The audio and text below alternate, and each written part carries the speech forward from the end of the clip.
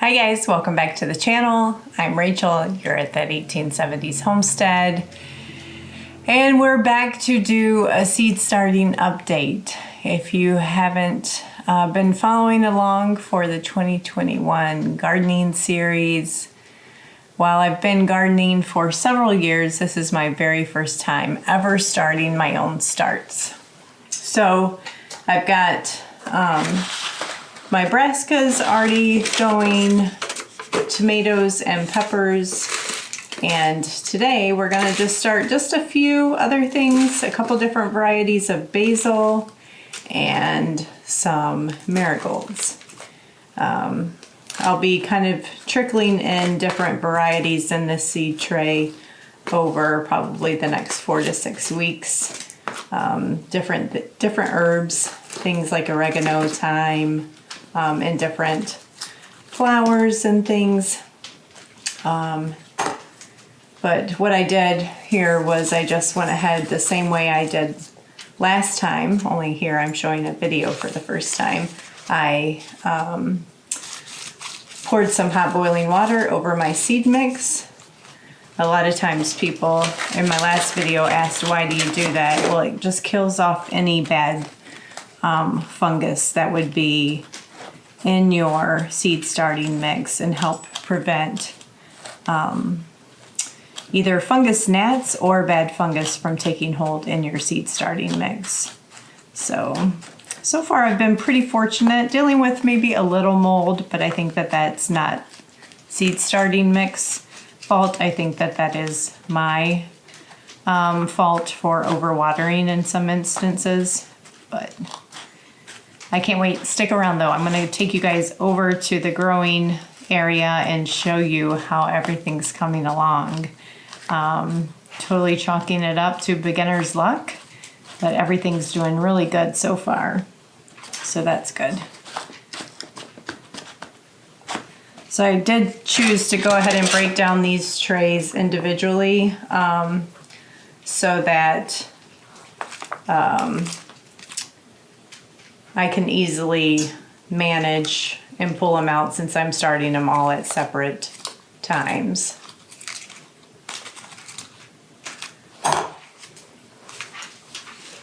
Alrighty, so there's one tray pretty well full. I'm only just going to do 2 trays today, and then we'll be moving on. The soil's still just a little damp, not like wet by any means, but damp enough that you can pack it. I've gotten a couple other things to get started on, brought into the house and ordered to get started preparing for when I need to pot up my seed starts. So I'll be sharing that with you as well. Got all my seed trays in that I've saved over the years from the shed. So I'll be cleaning those up and hopefully be ready to go when the time comes. I think we're getting pretty close on our first potting up exercise.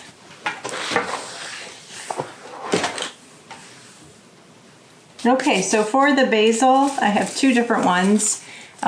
This is a Thai holy basil from Baker Creek. This was gifted to us from the Fit Farmer, Mike over at Fit Farmer, and Genovese basil from In My Gardener. And then I have In My Gardener's Cracker Jack Marigold Mix. So I'm going to do a whole row, what is that, 3 6-cell packs of marigolds and probably 2 Genovese basil and 1 of the Holy Thai.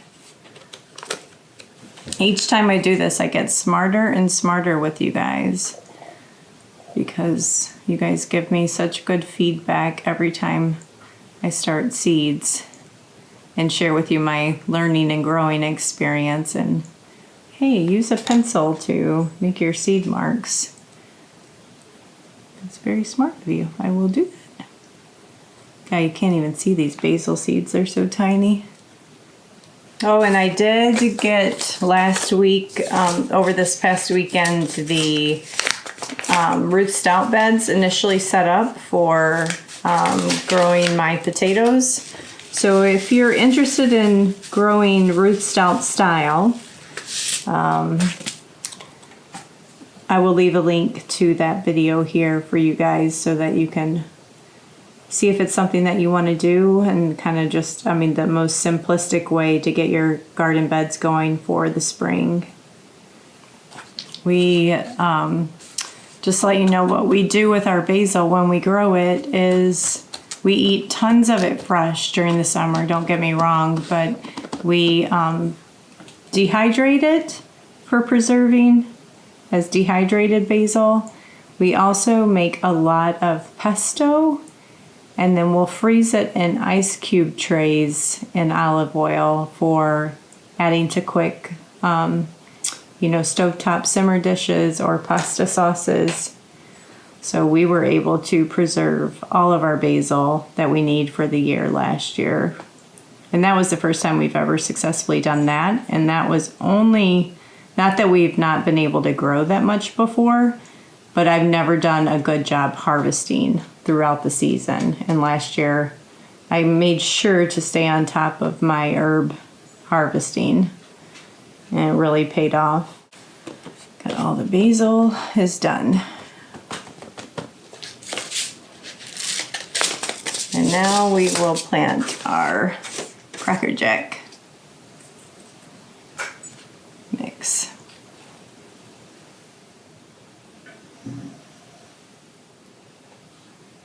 I got my blue tape on here that I'm just marking up what I planted.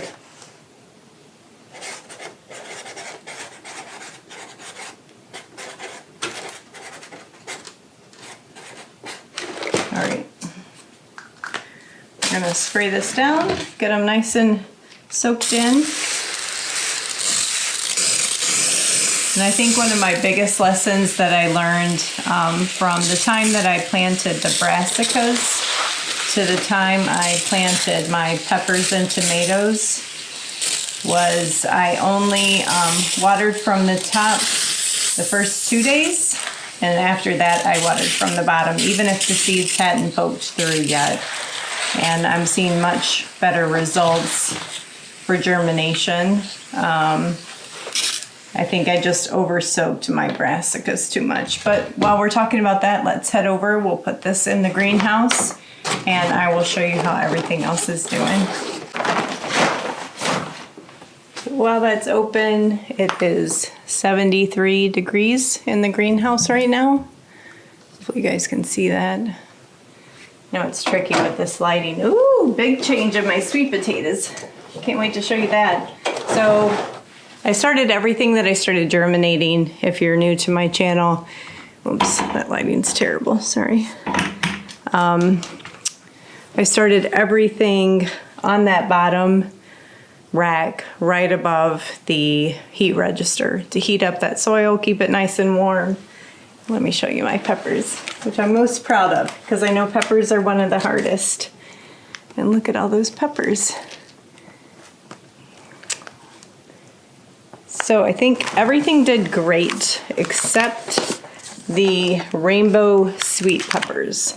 The rainbow sweet peppers, I only have 1, 2, 3, 4, 5. What's that? 5 out of 12. So that's less than 50%. But my banana peppers, 100% germination. California Wonders, I would say probably 70%. And my jalapenos right at 90%. These are all the jalapenos at the end. Those look great. Very excited. So I'll see if I can bring you guys down here and show you. I have the very first set of true leaves on one of my babies. Let me see. I don't know how well it's gonna focus, but it's this one right here. Can you guys see that? Is it focusing? Come on. This little guy right here has his first set of true leaves coming up. Oh, he does too. So all in all, really, really good. So let me get my tomatoes and I'll show you those. Very happy with my tomatoes too. Look at all those tomatoes. Great, great germination. 100% germination on the Cherokee Purples, Kellogg's, San Marzanos, Amish Paste. I have 4 out of the 6. Boxcar Willies were, I got very nervous because you guys know I planted those to be my big producers. And they were very slow coming up, still coming up now. So must just be a very slow germination. And then, what is this one? Oh, the Sun Golds and the Red Sweeties. They're doing great. Probably 100% germination on the Sweeties, and the Sun Golds, maybe 80%. I ended up adding books above my boxes just to keep the trays as high as I can to the lights. And the last thing that I have in here is my, sweet potatoes. I ended up moving my sweet potato vines in here. So let me move this light out and I'll bring them out and show you. They're not really in here for the light, just the heat, because it's very cold in my other window. Let's see if I can see all those starts coming out. Look at all those roots. But look at all those starts. Just all over. I'm going to have so many just off this one potato. I mean, just, they're all in the neck, just tons. So that's exciting.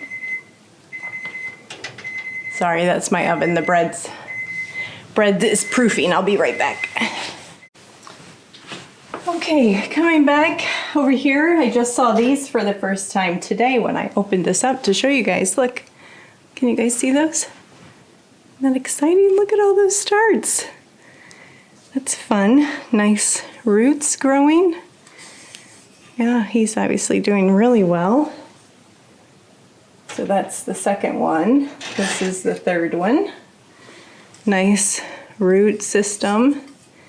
And definitely have just the beginnings of starts on him. And fourth one, fewer roots and just the itty bitty starts of nubs coming off of him. And this one is my worst performer, so I think he's a dud. He has one tiny root growing. So the good thing is I don't think I have a worry in the world. Based on how well just the 2 potatoes are performing, I think I'm gonna get plenty of starts off of those. But I'll keep them going because I do like to give my extra starts for my sweet potatoes to my in-laws because they both grow them. But we're gonna head over here and take at the other grow rack and I'm gonna show you guys my brassicas. Not as good as my peppers and tomatoes, but hey, that's okay. This is my first year, so I definitely learned a lot with those being my first time. Okay, so Brussels sprouts, red cabbage, green cabbage, 2 rows of broccoli, and Brussels sprouts again. So this row of Brussels sprouts, never, not a single one, nothing came up. I can't remember if this was the MI Gardener or the other variety, but one of them did great and the other one didn't. So with this row of Brussels sprouts, almost 100% germination. So that's great. For the red cabbage, I see 3 very, very, very slow seed starting compared to the green cabbage. Green cabbage, this half is doing great, and then this back half is doing, oh no, this is broccoli, sorry. So for the green cabbage, I have 1, 2, 3, 4, 5. 5 green cabbage starts. For the broccoli, 1, 2, 3, 4, 5, 6, 7 out of 12. This is also broccoli, 1, 2, 3, 3 out of 12. And like I said, nothing on this Brussels sprout row.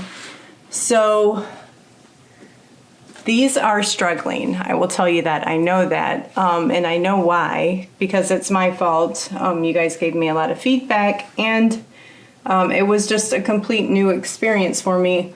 And you'll see that these cell packs are not filled to the top with soil. I just don't think that there's enough for these young plants. So I'm actually thinking this week, while these don't even have their first set of true leaves on, I really feel like I should go ahead and get them planted up just so I can give them more for their roots to set in. And so what I did, that's what I'll share with you guys now. My next video will be hopefully potting these up just to give them a chance. But I bought a big bag of worm castings. I've really been watching The Rusted Gardener a lot. A lot of you guys recommended him to me. I've watched him off and on over the years, but not intently focused on seed starting. So I went back through and I watched a lot of his seed starting growing guides. And he adds worm castings to his seed starting mix. So I got that in. I brought in my fish fertilizer. We will be feeding them with some very, very diluted fish fertilizer. I've also wanted to say I have been using the cinnamon trick. Maybe you guys observed that when I showed you the updates. Definitely helping, I think. And up here, you'll see these are like all the trays that I've saved, and then I've got more on the top row. I need to get these sterilized and washed up and ready for planting. So I'm excited though. It's been a really fun first year learning and trying it. I'm beyond thrilled with the tomatoes and the peppers. Never expected that at all. So I'm super grateful that I gave it a go because that's going to be huge. And I think my next little small investment that I just need to make is maybe some clip-on fans. I have an outlet here that I could clip on some fans on these runners maybe to do some rotational aeration when I pot them up. So I've been looking on Amazon. If you guys have any recommendations, leave it in the comments below with respect to fan light or, fans to purchase. I see a whole bunch offered, and I would rather go off of a recommendation. So thanks guys for coming along, and I'll be sure to continue to give you guys updates probably every 2 weeks or so through the growing phase. So it's been this weekend is 2 weeks since I started my seeds. Talk to you guys later.